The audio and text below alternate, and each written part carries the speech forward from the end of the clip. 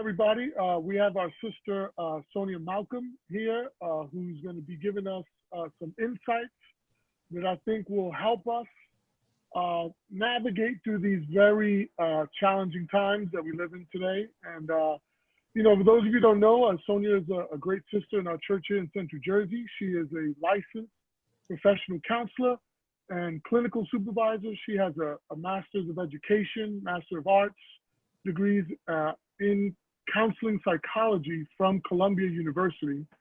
She is also a wife of how many years now to Phil? It's been 12 years. 12 years. I did your wedding. It just been so long ago. Can you believe it? 12 years married to Phil, and she's a mom of two beautiful girls, Olivia, 7, and Avery, who's just 8 months old. Yes. And so Sonja has graciously agreed to do this for us and really help us and provide some insight. So Sonja, thank you for doing this. It is greatly appreciated. And I have a few questions that I put together that I personally have myself, or I have had others ask, and that I think would be helpful to kind of hear your perspective on these questions. And so I'll jump right in, start with the first question I have is, what are your biggest mental health concerns right now in light of the issues we face today? You know, the pandemic, some of the issues regarding race and injustice. What are your biggest concerns right now, mental health concerns, in regards to those issues today for us? Well, first of all, I just want to say thank you so much for having me. I'm really glad to be here and to be able to share with you. And I just want to say that I'm incredibly concerned about increased levels of stress, anxiety, depression, and difficulty dealing with emotions. And people of color in particular, since the recent news about the killings of Ahmaud Arbery, Breonna Taylor, George Floyd, and Rayshard Brooks is the newest. And so all of those things have come to light. And all of those things are on top of the pandemic that we're all experiencing together. And so there definitely have been increased levels of stress, anxiety, and depression. I've seen it in my practice, but also in friends and family members. And I'm also very concerned with how the current issues will worsen people's pre-existing trauma, as well as traumatize those without a history of previous trauma. So because we're also seeing a significant increase in anxiety and depression for a lot of people, people who have not had those issues before are now starting to experience them. So, so it's definitely a big issue right now. Many people are familiar with the symptoms of PTSD, such as hypervigilance, flashbacks, nightmares, avoidance, suspiciousness, and even physical symptoms such as like headaches and heart palpitations. And those symptoms usually happen as a result of a traumatic event, like if you were robbed or you witnessed a crime of some sort. But what research is showing is that although racial trauma is similar to PTSD, racial trauma is different because it involves ongoing injuries, because people of color are exposed and then re-exposed to race-based stress. So whether that exposure is direct or if it's vicarious, so racial trauma can really cause a lot of hidden wounds. Wow. Yeah. Right. Great, thank you for that. That's very insightful. Didn't even see that difference, so I appreciate that. Now, what's your opinion on viewing the images of Black men being killed? I've heard some brothers and sisters share that they've decided not to view the images. Others feel it's really important to see the images. Obviously, it's a case-by-case thing, but in general, what's your opinion on viewing of these images? In my opinion, I don't agree with us viewing the images of Black people being killed. I don't think it's helpful. you know, beyond the potential to worsen trauma by having the images in our heads, these videos also serve to desensitize us to the violence perpetuated against Black people. So by watching these videos, they actually become easier and easier to watch. So each time it happens, it's easier and easier. And by exposure, you know, we just become more and more desensitized to it. And it begs the question as to why, you know, why do we need to watch Black people being killed in order to feel empathy, in order to be affected? You know, so there also seems to be sort of this racial component to the images being shown over and over again as well, oftentimes without warning, you know, so you're just seeing it, you're watching the news and it just kind of comes up and it hits you. And if you think about it, how often do we see, you know, white people being killed in the news? You know, we as a society often are able to feel empathy for other events without the constant violent images being played over and over again. You know, so Wow. it's worth thinking about. Yeah, no, it totally is. And, you know, sometimes I think it gets tricky because for some people, they might not be aware of it. And sometimes seeing it is jarring, but I could totally see, and I've talked to several who have felt that it's just too much to watch and have decided not to. So thank you for that. Yeah, I'm one of those people. I don't watch it. You don't watch it, yeah. No. I've been hearing a lot of that lately, and I get it for sure. It is very jarring and traumatizing just to see the images. Yes, let alone if you have a personal connection, obviously. Absolutely. To those types of events. So now, what are some signs that you would say are important to look out for in determining if it's time to get some sort of mental health help? What are some signs that you think, hey, look out for these things? If you see these things, this might be a good time to really seek out some mental health help. Yeah, and so whether it's regarding the issues that are happening now or just in general, a general rule of thumb for when it's time to seek the support of a mental health professional is when you notice that you're having symptoms that are interfering with your ability to engage in your activities in your daily life. So if you notice that you're having a very difficult time and you're experiencing a traumatic response, if you're, you know, sleeping more than usual, eating more than usual, you're having difficulty continuing with your daily routine, or if you're using substances or, you know, anything that is interfering with your ability to function every day, it might be a good idea to reach out to a licensed therapist to help guide you through the healing process and figure out what's really going on and how can you use healthier mechanisms to feel better. Okay, cool. Yeah. Cool. Now, why do you think people still today sometimes, what are some of the factors that cause people to, you know, at times resist, you know, getting mental health help? What are some of the factors you think that contribute to people kind of, at times maybe being a little bit hesitant towards getting mental health help? You know, Johnny, there is still so much stigma related to getting mental health help and going to therapy. People still have the idea that it will mean that they're crazy, you know, or they can't handle their lives.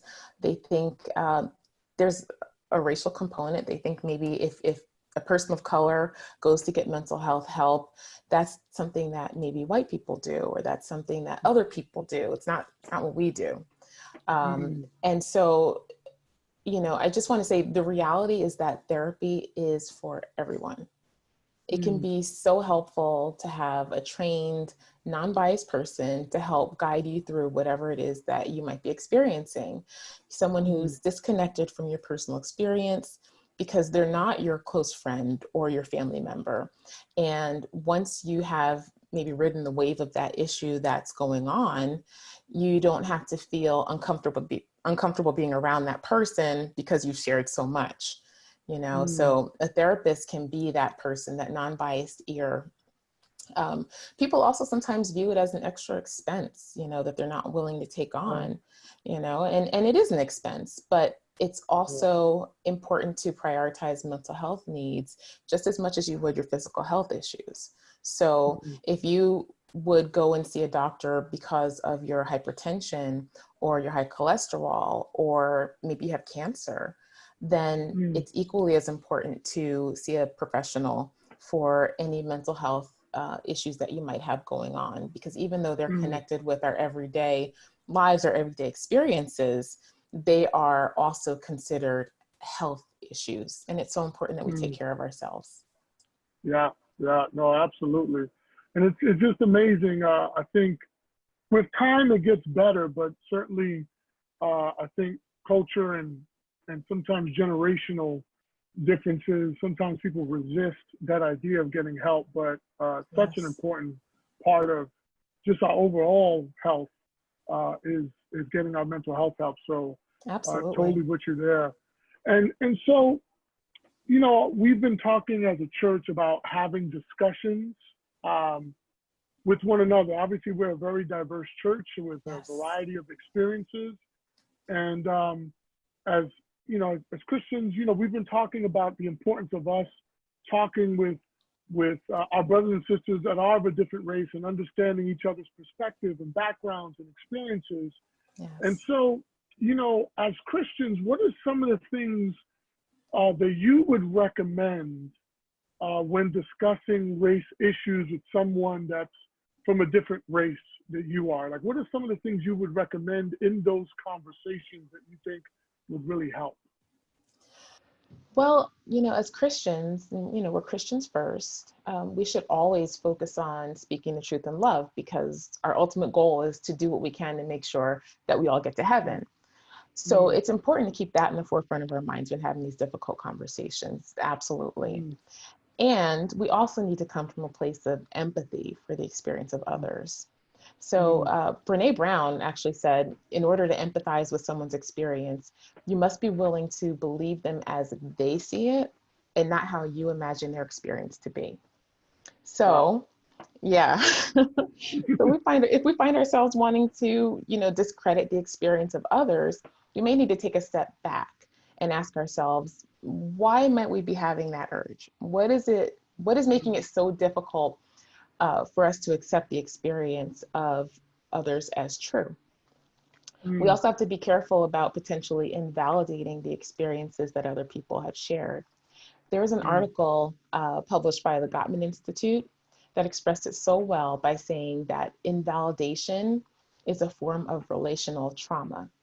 Over time, it not only harms the brain and nervous system, but it also results in the disintegration of any healthy bonds of connection and dissolution of trust in others. So in addition to witnessing these traumatic events, a lot of people of color have the added stress of having their experiences invalidated through colleagues at work, through social media, and with other associates. And it can just be so harmful to relationships. And so people might make comments or post articles that challenge experiences of systemic racism that people of color have been experiencing for their whole lives. And this is just so concerning as it relates to Christians and our relationships with each other, because we want to make sure that we're not doing things that will cause a separation and a dissolution of our relationships, because they're of the utmost importance. Wow. Yeah. And, you know, when you think about that and how we're called to, you know, be unified, and how even God chooses to use our one another connection as a source of growth, spiritual growth, Yes. that disconnect has really damaging effects to even our own individual relationship with God, because it keeps us from a source of growth if we're not really connected in that way. So it's so important we have these conversations, and really seek to understand. I really appreciate that insight as well with the Brene Brown quote. That was very helpful as well. Now, you know, one of the things I've recently, in having conversations, and this has been, you know, especially with brothers and sisters of color that I've talked to recently, who feel it's so important that we continue the dialogue, continue to talk, and continue to shed a light on the issues of, racial inequalities and injustices and that sort of thing.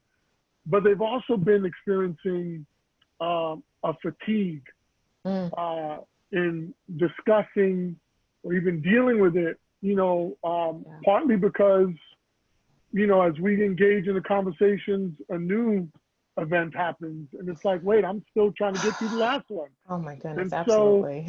so, yeah. So what would you advise someone who's experiencing that kind of fatigue in discussing or dealing with these kinds of issues?